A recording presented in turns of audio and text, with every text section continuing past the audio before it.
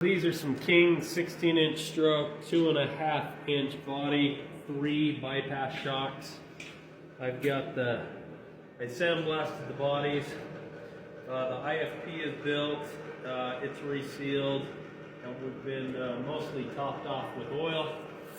I'm going to assemble the shaft. Once the shaft's assembled, these are new shafts. The old ones were dented, had some pitting, so we got new shafts in them. So I'll assemble the shaft and then we'll put it in the shop. The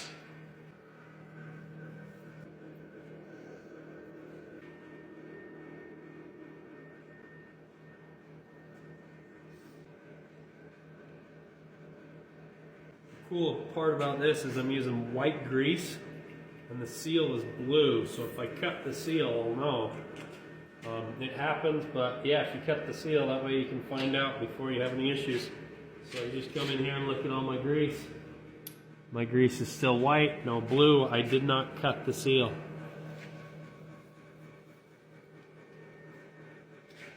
This is a little bit of a stop tube. If we were to cut this down, this is 2 inches. If we were to cut this down, we could get another inch of travel out of this thing.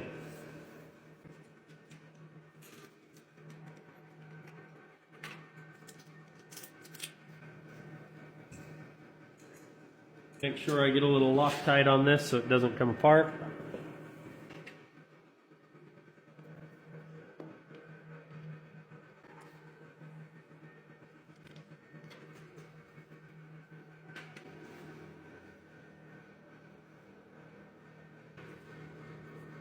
And just like that, the shaft is built.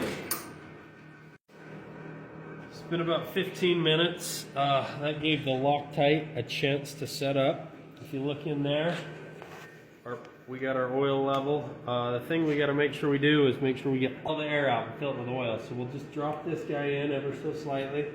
Come look at this. There's little bypass holes. See how the oil is coming on top? So once this drops down far enough, we'll add a little bit of oil to it. And then we'll slip this cap down.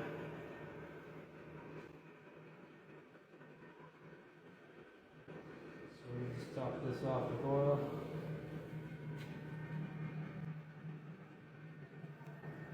Push that down.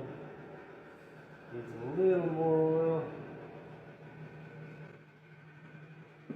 Should just get a little pop. A little bit of oil come out around there, so I know I got all the air out. And all that holds it in is this little clip. So we'll pop this little clip in.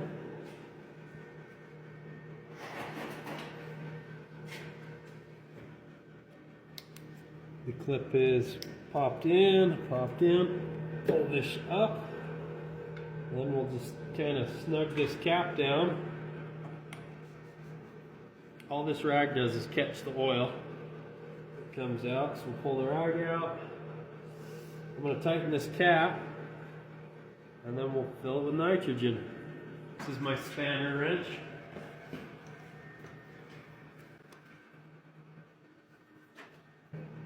So we're getting tight, and then this set screw right here stops the cap from backing off.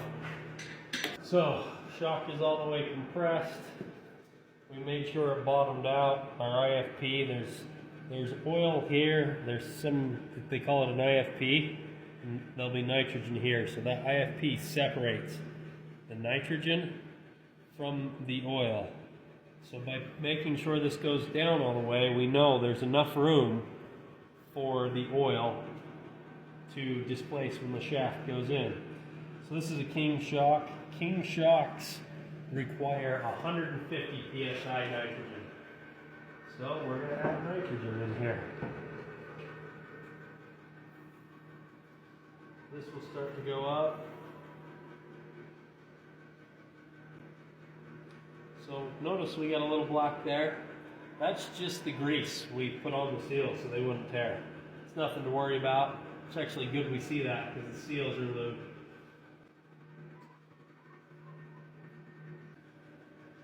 We look right there, oil or our nitrogen level.